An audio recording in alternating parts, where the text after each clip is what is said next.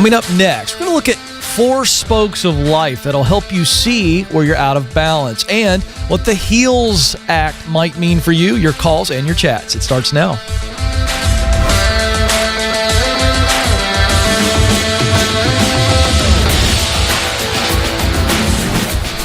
Coming to you live from Ramsey Studios in Nashville, you are joining a conversation about who you are, what you were created to do, where you want to do it, and how you can get there. It is about your purpose, and your purpose is not about you. Your why, that's what purpose ultimately answers. Why am I here? It's not about you. It's about other people. We believe you were created to work. Now, you're much more than just work. Obviously, we're not talking about workaholism and just running the grind into the ground. No, we're talking about being intentional in how you make an income. You were created to fill a unique role. You're needed. That means you must do it. Somebody out there needs you to be the best version of you, and that's why we do the Ken Coleman Show. So excited to have you with us. Couple ways to engage. 844-747-2577. 844-747-2577. It's a free call. And the phone lines are starting to light up. I could see them right there. Madison is standing by. Some of you, it's Friday. It's the end of another week that you're just so sick of. You're miserable in your work. No meaning. Call today. Let's head you into the weekend with a sense of purpose and intentionality. Also, you can submit your questions via the chat room, and it's right here on the computer. I'm pulling it up as we speak, real time, and they'll shoot the questions right here to my laptop. And so you can submit those to the chat window right there on the right, or I'm not sure. When I'm looking at the camera, it's all backwards. I'm all confused. I don't know if it's this way, that way, but there's a chat room. And by the way, right below me, I know this is the thumbs up button. If you enjoy the show, hit that thumbs up button. Just takes a microsecond. Subscribe and share. Those are all ways that we grow, and we are growing thanks to you kind people. So thank you, thank you, thank you. So saw a great article from Forbes, and just a really good reminder of something I learned many years ago. Just going to touch on it briefly. But in times of prosperity and in times of pandemic, or whatever the situation is, there are seasons of life where we can be really out of whack. Now, I'm not talking about focused times where we say, you know what, I'm going to have to work harder than I normally would. I'm going to have to put more hours in. I'm going to have to sacrifice in certain areas of my life to make some progress, and then I can get back to more of a rhythm. But this idea of life balance sometimes is a guilt trip for people.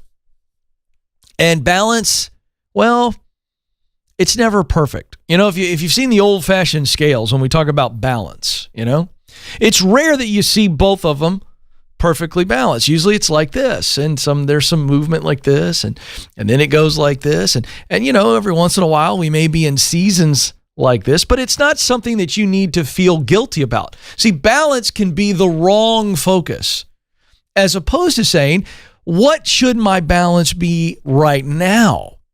Is it okay for this to go up like this? Or is it negative if it's like this, you know? So that's the idea. So when you begin to look at this, how do we just break something so big and so intimidating down? Well, they've done it in this Forbes article. I'm just going to give it to you really quick. There's 4 spokes. I've heard this. Maybe you've heard this. So this will be a reminder to those who have heard this breakdown. To those of you who haven't, it's a really simple way for you to take inventory of your life. Here are the 4 spokes: work, family, play, self-care. Work, family, play, self-care. I don't need to break those down. You understand what that means. Maybe you're not sure about self-care. What does self-care look like? Well, obviously, we're talking about sleep, nutrition, exercise, meditation, your spiritual life, depending on where you're at on that spectrum, and also just, do you talk positively to yourself? So that's what we mean by self-care. Now, as you look at these spokes in your life, work, family, play, self-care, use the rating scale of 1, which is never true, 2, seldom true, 3, often true, 4, usually true, and put that number that best fits you in the blank beside each of these statements. Now, here's some sample statements.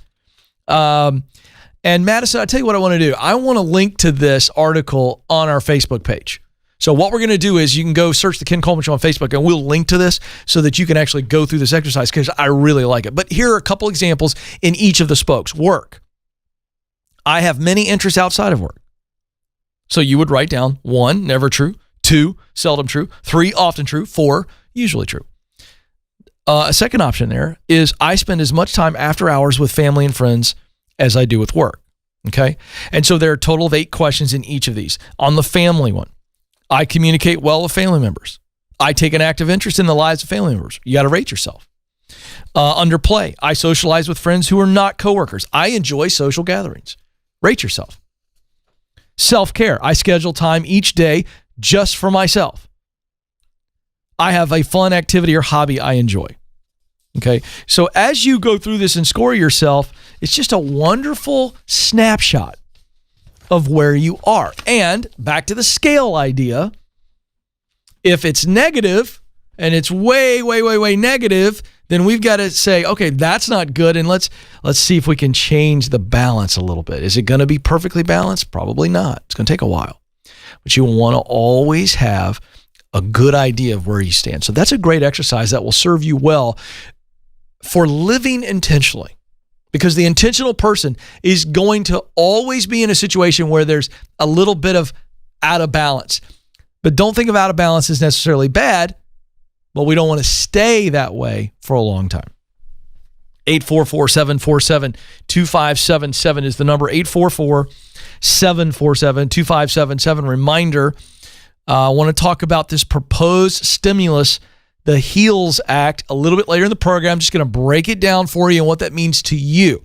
It's not political. I'm not going to get political. I'm going to talk about what it means to you, what the legislation could be if it happens. So stay tuned for that. 844-747-2577 is the number. Let's go to Lydia to start us off in Indianapolis, Indiana. Lydia, you're on the Ken Coleman Show. Hi, great to talk to you. Great to talk to you, Lydia. What's going on? Well, I'm in this job where, as a licensed mental health therapist, I feel like ethical violations are happening. And my boss, like one time I observed abuse from another person on clients, and I'm basically not listened to, and I'm trying to figure out next steps. Obviously, this is very toxic, and I've got to get out. Yes. Okay, so how can I help you? So number one, I agree, because you've brought this up, and it's probably not going to change. And so you just ethically can't do this, emotionally can't do this, but we've got to figure out a plan first. I don't want you jumping off, a big cliff here unless you can financially. Are you needing that paycheck? Absolutely. Okay, so what are your questions for me? That's why you called.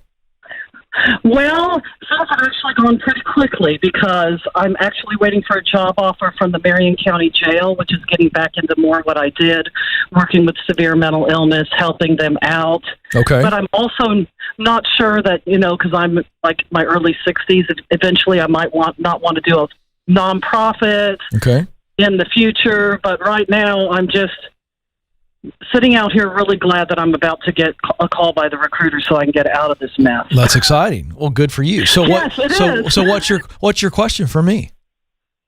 Or did we already answer it? Did we answer the question? Were you calling just to say, Ken, should I leave? No, I already knew that. Okay. But yeah, I sent an email about a week and a half ago, and it's just kind of like, the way things work in my life, they just kind of move. I just kind of pray, and then I just kind of move.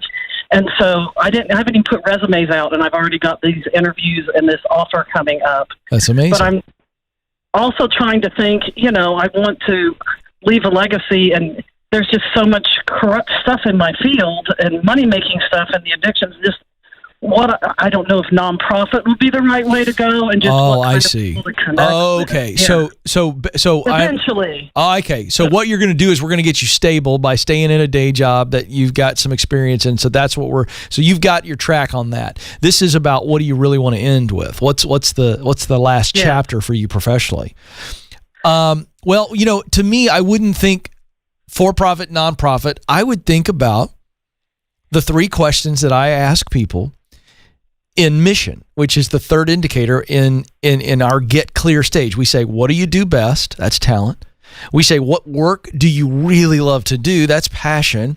And then we say, well, what results of your work really set your heart on fire? That's mission. And so in the mission indicator, the discovery questions there are, who are the people I most want to help? What's the problem that they have that I most want to help them solve?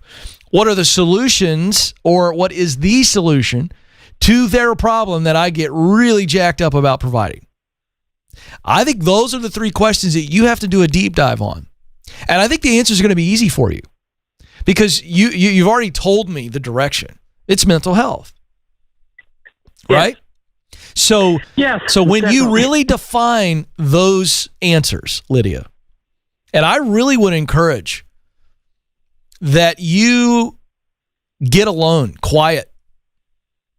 And I'm a fan of a pencil. I actually use a pencil. It's not just some little thing I try to say to be cute. And I love moleskins. And here's my simple moleskin right here. Nothing to it. It's not even a color. It's like cardboard box. All right. And I take notes on every caller. And it kind of looks like this. And you can't see it, but you can. The lighting goes there. This is my scribbles. Okay. But Lydia, when I am coming up with a book, and I'm working on a third book right now, when I'm developing a talk, I get quiet, I get alone, and I begin to just sketch and write out what my brain and my heart generate. And by taking those three questions, who do I most want to help? What problem do I want to solve? What solution do I want to provide? And we know it's in the mental health space. I really want you to dive deep there and get as specific as you can with those answers, because in doing so, what you will find is the place where you do it, meaning the profession, the location of the profession, all of that will reveal itself. Do you understand what I'm saying? Yes. So that's all you need to do. That's the best advice I could give you, because the answers lie within you. So then whether it's nonprofit or government or for-profit, all that will take care of itself. But you already know the big problem in mental health that you want to help solve. And so I would go about it that way. The answers are going to come to you. And folks, I love this exercise. And I'm going to tell you why. The reason that I break it down to talent, passion, and mission is because the discovery that happens in stage one, which is get clear, is it allows your brain and your heart to align. See, our brain is the logical machine. It's the defensive machine, right? That's what the brain does. The brain helps us with logic, decision-making, information gathering, all that stuff. And it also protects us. So when we get fearful, our brain goes, oh, don't do that. That's not smart. And a lot of our fear comes from the unknown. Or if we know what we got to do, we're afraid of change, or we're afraid of what others will say, fear of peers, or we're afraid of failure, fear of failure. So understand that the brain, if it drives our decisions, it's not a complete decision. The brain must guide our decision, not drive. Understand the difference. I want the heart to drive our decisions, but the brain to guide the heart. What I mean by that is very simple. Your heart in that passion, work you love to do, and mission, results that you really get excited about and you love, means the world to you. Deep meaning. See, the heart reveals those answers. Now the brain comes in and goes, okay, what's the best way to get there? So again, you want your heart to drive, your brain to guide. As the brain does do good things for us. It does protect us from stupid decisions. It does help us process information. But as a guide, it works at its best, not as the driver. So that's why I give her that process. She's really close, because Lydia's heart is absolutely, absolutely clear. She just needs to get it all out and allow the brain to look at it and go, oh, I want to help these people. Great. Where are those people at? We want to solve this problem for those people. Oh, fantastic. We want to provide this solution to solve that problem. Oh, great. Okay, good. This is where that is. That's what I mean. And it's really, really important that you understand that. All right, back to the phones we go. 844-747-2577. By the way, before we go any further, I hope you all didn't miss that. I've never said it that way on the show, and I'm going to dive into that myself. Joe, that's what I've been talking about for 3 years, the head and the heart, the brain and the heart getting aligned. And I've never said it that way. And I'm telling you folks, you really got to understand the difference there. Don't miss that. I'm coming back to it because I hope you write it down. My heart needs to drive my direction. My brain needs to guide my direction. That's how they work together. That's really, really, really simple. And if you understand that, now you're going to be head of the pack. All right. 844-747-2577. Folks, in case you don't know, every once in a while, I say something on here that's really good for me too. I need to be able to receive what I'm sharing with you. And I'm telling you, that's a good construct. And we all struggle with that head and heart situation. All right. Angela is up in New York City. Angela, you're on the Ken Coleman Show. Yes. Hi. Welcome, hello, Mr. Coleman. How you doing today? I am living the dream, Angela. How are you? Yeah, I'm glad. I want to be able to say the same thing soon. And Let's the do advice you just gave, the advice that you just gave, I wrote that down. That's really good. The head and the heart. So I might have my own answer before I even ask you this question. That's actually kind of fun because that's all I want people to do. I want people to understand all I'm doing is I'm just pulling stuff out of you folks. I'm not giving you the answers. I don't have the answers. You do. All right. All right, Angela, what are we looking at? Okay. All righty. Well, I'm 59 years old, and I've had a pretty good career. I kind of stopped and worked a few smaller jobs so I could stay home with my kids, but everyone is grown now. I've been with this company currently for the last 10 years. And I have an MBA and a science degree in biology, and MBA is in marketing. So I'm now being pushed into a position that I don't want. The reason why I don't want it is because it comes with a lot of stress, the potential for being fired, and it's only $1 more than what I already make. So I guess my question to you would be, feeling this way, should I stay or go? But I guess if I want to follow my heart and my head, I should probably just continue, looking for something else, and that's what I've been doing. I did get a job with the state, but now the state is shut down, so that job, I don't know where it's going. They don't know when they're going to open up again. Exactly. So my dilemma is I really, really want to leave. I don't want to have any, at this time of my life, I'm not looking for anything that's stressful, but I have a good background, I think, in consumer products. That I was hoping maybe I could do something online to train people about that, like product ingredients, or if I can, or if I can kind of do some kind of. I'm really good with kids, and kids seem to like hanging around just like little toddlers and kids. I did this with my church as well, so I'd like to create curriculum and maybe do that online and maybe make some extra money that way. My gosh, I still need to work for right now, Angela. That's my dilemma. Well, I don't think it's a dilemma. So, but let me ask you this, to make sure that I'm clear. So at your current company that you've been with for 10 years, they have offered you another position that is... Well, they're forcing me into it. I don't have a choice. I told them I wasn't... I don't have a choice, and that's the other part. Okay, I didn't catch that because I didn't know if they were strongly recommending it or forcing you. No, they're forcing me because they don't have anyone else to do it. Okay, so if you say no to that, they're going to let you go. I did. Oh, you did?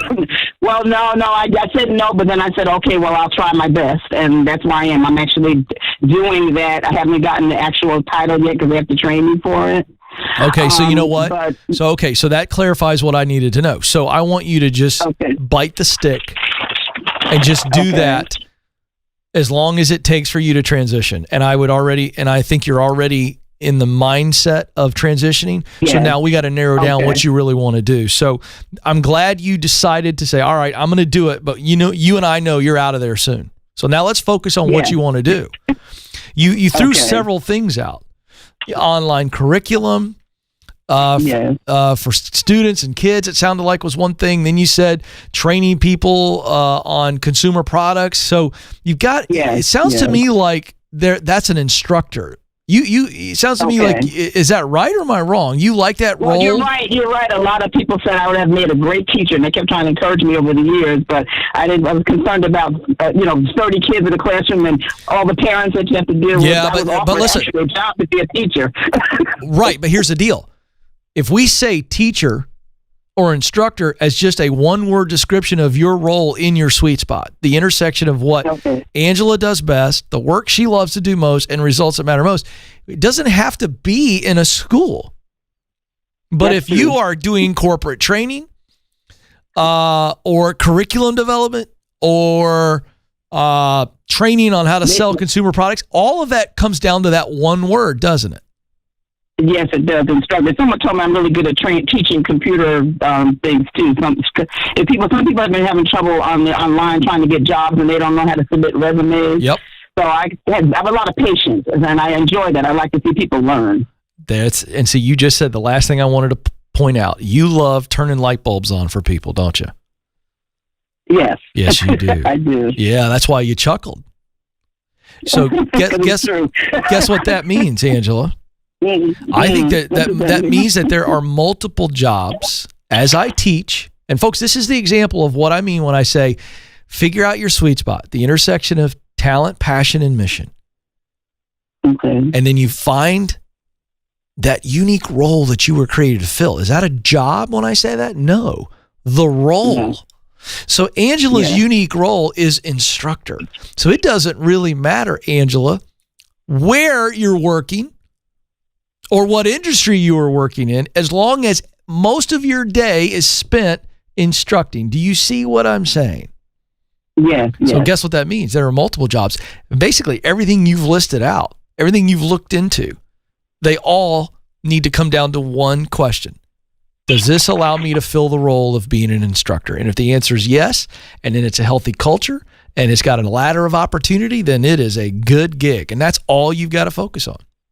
Oh, okay, great. That's great. I'm writing down what you say, so that's good. I'm glad you said that. Yes, I really ma'am. appreciate that. That is, listen, that's why I teach the sweet spot. Well, thank you for listening. But listen, this is why we teach it. So that you go, every job you look at has got to be in your sweet spot, meaning that it allows you to use what you do best, your talent, to do work that you really love, your passion, to produce results that matter deeply to you, your mission.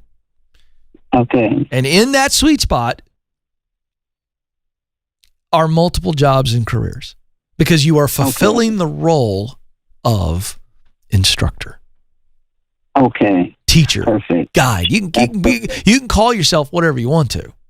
Okay. Right. But I think the instructor works. And I think, I appreciate that. Yeah, you're awesome. You're going to do great things. I'd love to hear from you. I'd love for you to email the show or call us back and tell us when you step into that next role. I think that would be fun for people to hear because I'll tell you why, Angela, it's because you're 59. And I think a lot of people are scared to death of transitioning at that age. I understand why they're scared. They don't need to be scared. And you don't sound scared to me. And I think you're going to do it. And I want to lift you up. So Madison, let's make sure that Angela, I just told her this on the air, but let's also, I've put her on hold. I want to make sure Angela calls us back. She's such a bright light, even if it's a 2-minute phone call. Ken, this is what we talked about. Here's what I did. Here's how it feels. She's 59. She's the poster child. She really is. For people later in life making a transition. All right, let's go to the chat room.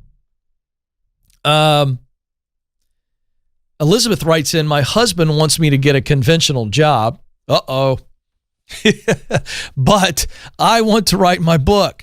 He makes more than enough to cover all of our expenses, and I've been a stay-at-home mom for the past 11 years. What should I do? Well, you need to have a very, very clear conversation with Hubs. Say, Hubs, can we sit down and talk about my heart and your heart and see if we can get our hearts on the same page? And in doing so, we got to get him to the point where he tells you specifically, if he hasn't already, and I said, he probably has. Well, we got to get his why out in front of both of you. Well, we need more money, babe, because I'd like to save up for this so we can do this. And let him share his heart. You can work, babe, and if you can work, it'll take us here. And see if his desired future matches up with yours. Okay? Then when he's done, and again, it doesn't matter who goes first. You could go first. It doesn't matter. But the point is you both need to share your why behind what you want to do. He wants you to get a conventional job. You want to write a book. And both of you need to hear each other very clearly. This is great for relationship, but it's also great for a strategy and a plan, because when you both are clear as to what future you want, why you want this future, it's not just great relationally, but you can both go, okay, how could we make both of our desired futures possible? And that is very doable, but you got to have that conversation. And you got to say to them, we don't need my money, and I really want to write this book. And I think he's got to go, okay, but I'd really like us to have the money, and I do want you to write the book. Can you do both? And I think you can. But the question is, do you want to do that? I think you could conceivably go to work for a season. Sounds like, if I had to guess, it's a short season. You know what? I just had the thought, Nathan.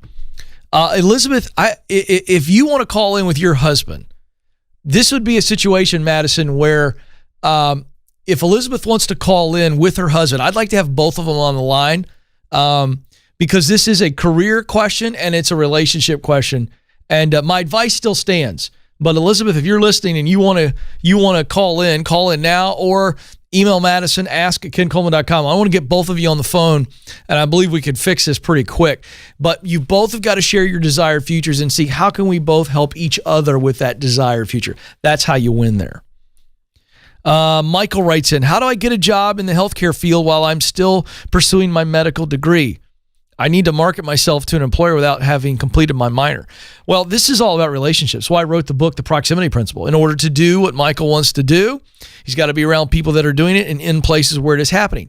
So in some ways, you're already in proximity by pursuing a medical degree, but the proximity you have in the schooling that you're taking will open up doors for you. And you can open up your own, but those folks will open up doors for you. And you need to go in that healthcare field and go, look, I'm still getting my qualifications in school, but can I be a non-medical worker? Meaning I can't do medicine yet, but can I be in the hospital? And I'll do whatever it takes just to get in the hospital. So if you're doing orderly type stuff or patient service stuff that has nothing to do with medicine, I'd do it. You're in school, you're making the money, but more importantly, you're in the hospital. You're in the clinic. You're in the hallways. That's the key. You're bouncing into these doctors or PAs or nurses or whatever you want to be. That's what I mean by the proximity principle. Well, Ken, it's not a medical job. I don't care. You're in the building. When I got into broadcasting, guess what? I wasn't on the air, but I was in the building. That's the key. That's the proximity principle. 844-747-2577. All right. I want to get into some money stuff because this matters for you folks that are trying to find a job. Some of you have been furloughed, laid off, and I want to talk about some policy that potentially is coming. We're going to go through this really quick, but this is really important. And by the way, this article, Madison, am I right, is on DaveRamsey.com as well. Okay, so this is the title, What the HEALS Act Means for the Next Stimulus. So the HEALS Act is the next stimulus bill that is being discussed in Washington, okay? It stands for Health, Economic Assistance, Liability Protection, and Schools Act. Now, here's what it means to you, okay? Stay with me. I'm going to run through this really quick. I'm going to stay high level so you understand it. I'm going to make this legislation really simple for the purpose of helping you understand what it could mean to you so you can make decisions about your income and your profession, all right? So the HEALS Act stimulus would be similar to the first round of stimulus checks. The first round was $1,200 for individuals and $2,400 for married couples. Now, when it comes to kids, this is where it will change. Under this stimulus bill, you'd get $500 per dependent no matter how old they are. So if you've got 3 college kids, you're going to get $1,500. $500 per kid. All right? Instant parents with 2 college-age dependents would qualify for that now, whereas the CARES Act was only under 17. So understand that. Now, the same income requirements are going to be in place as the CARES Act. Okay? They would send it right to your bank account, but that's if your adjusted gross income before taxes is less than $75,000 per individual or $150,000 for a married couple. Okay? If your income is more than that, the stimulus check amount would be reduced. Okay? What about the back to work bonuses you're hearing about? Well, this is exactly what you think it is. It's a cash bonus that is designed to encourage these hourly workers or people that were essentially making more money with the federal unemployment benefit than they were if they would go back to work. So this is a straight up cash bonus. I'm not sure what the amount is going to be. That's probably going to change. But one number is $400 and $50 per week who head back to work. All right, so if you go back to work, they're going to send you $450 per week. So we'll see how that goes. Now, folks, just giving you some general ideas here. This thing could change, okay? Now, the extra unemployment benefits, will they continue? It's possible, okay? The extra bump in unemployment money would continue through the end of September, but it would only be, listen to this, $200 a week, not the $600 a week that it has been. So they may extend it, but it's not going to be as much money. And so this affects a lot of people. All right, 31.8 million people is the latest unemployment number at the beginning of July. All right, now, there looks like you're going to get a stimulus check. It looks like something's going to happen. They're going to fight about this. They'll kick it around, but there's probably going to be a stimulus check. So what do you do with it? That's why we're talking about this. By the way, I'm skimming over the big points. You can go get this at DaveRamsey.com. Okay? If your job is stable, then this is just extra money. So throw it at whatever baby step you're on for you Ramsey people. If you're not a Dave Ramsey listener, you're going, what are the baby steps? 7 baby steps are at DaveRamsey.com. Okay? But baby step 1, 2, and 3 is it hits most people. Baby step 1 is get $1,000 in an emergency fund. Baby step 2 is pay off all your debts, smallest to largest. Okay? Baby step 3, 3 to 6 months of expenses in the bank. Your living expenses, every dime of your budget. All right, so what would you do? You would apply that extra money to whatever baby step you're on. You want to make the most of it. Don't just go blow it. Don't just spend it. Make it count. Now, if you're not sure how to do that, you're going, Ken, I don't even have a budget. You need to check out Ramsey Plus, our proven plan to help you take control of your money for good. This membership's got incredible tools and courses like Financial Peace University, apps like Every Dollar, which is a budgeting app, and our Baby Steps Tracker to help you keep track of your progress. Go get it, DaveRamsey.com. The full article at DaveRamsey.com. All right, 844-747-2577. Let's go to San Diego, California, where Jason joins us. Jason, you're on the Ken Coleman Show. Hey, Ken, how you doing? I'm living the dream, Jason. How can I help? Okay, so I am actually in the right place when it comes to my employment. I'm in public service right now, which is like a totally good fit, but I'm in the wrong department. I have the wrong job, if you will. Yeah.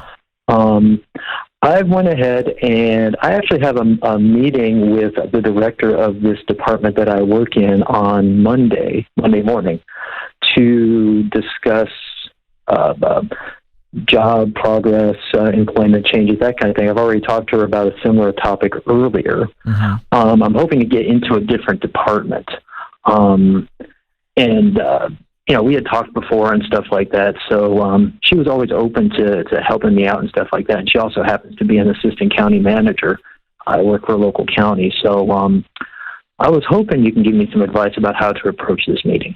Yeah, well, the fact that she's been open to helping you is huge. So what we want to do is, to the extent that you can, you want to pick up where your last conversation left off, right?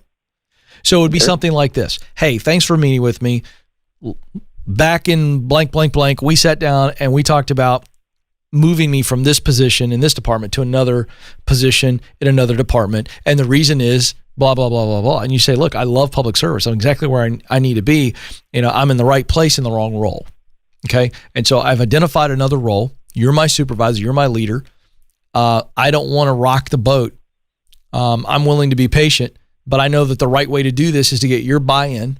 And also because of your influence and your position as my leader, it's only going to happen if you give me your blessing. So I wanted to meet with you to get your insight and your approval into making this move, and help me navigate this. Well, that's a wonderful way to start that meeting. And I think that's all you need to do, because you're showing some humility there. You're showing some hunger. You're showing, this intentionality to follow up and go, hey, help me get there. How can I help you help me move departments? That's essentially what you're saying. Does that answer your question? If you have a follow-up, let me know. But that's what you have to do, because either she's going to be on board or she's not, and it appears as though she's on board with this. And so if she goes, yeah, listen, Jason, absolutely. Here's what we need to do. Let me talk to this. Go ahead. I'm sorry. The funny thing is, the first meeting, I was actually heading in a different direction, and she was all on board. She's really, really great about this kind of thing. And then she's actually got a trained psychologist. She's a trained psychologist, so she caught something. She goes, "Nope, that's not for you." Oh, good. And then she explained it, and then that kind of left me a few months. And the pandemic has been really good for me to actually be able to be reflective and stuff like that and work it out. It's like, I don't necessarily hate my job, but there's things that I can't stand. Right. Which is, I mean, I understand it's employment. That's, everybody has good days and bad days, but it really just helped me solidify things during this time. So now I'm ready to go back to her and say, "Hey, I got this direction now." Good. So you've helped out. That's all I was really just looking to see how to open up the conversation well. So I appreciate your input. Yeah, that's it, man. And it seems like she's amazing, and honor her, honor her, honor her. Thank her, thank her, thank her. Because this is not normal in leadership. What this woman has been, she's a little bit of a unicorn to be so cool about this and to give you insight. And so you really want her to feel like you're bringing her in for her insight along the way, and how grateful you are. That's a huge deal. So, man, you're a great, great, great guy. I love the maturity. I want to give Jason some real love here on, he took the insight from her. No, that's not right for you. And he said, "Oh, okay." He didn't get his feelings hurt. He didn't take his ball and go home. He went back, took her insight, did some reflection, and now he's got some direction. And now he's ready to come back. And you watch what happens. He's going to look back on this and go, "Wow, so glad that the first thing I identified didn't happen. So glad that I had this leader in my life who said, you know what, that's not the right fit for you," and steered me another direction. Was there some frustration at times for Jason? Probably. But this is how it works, folks. And good on you, Jason. Good on you, man. You're doing it the right way. By the way, some of you are going, "Ken, I need some clarity. I don't have the clarity of Jason." Well, we've got a free resource. We've got our Get Hired guides at kencoleman.com. All of these are free. The resume guide, the interview guide, the follow-up guide to the interview. But our Career Clarity Guide is a simple worksheet that walks you through stage 1 of what we teach. Stage 1 of our 7 stages to meaningful work. Living the dream out. And it's called the Career Clarity Guide, kencoleman.com. Just click on resources, the Career Clarity Guide. It's a great worksheet. It'll help you out. And while you're there, we have an incredible deal on the Proximity Principle book, which again is for people who are going, "Ken, I know what I want to do. I just don't know how to get there." The Proximity Principle was written as the guide up the mountain. Okay?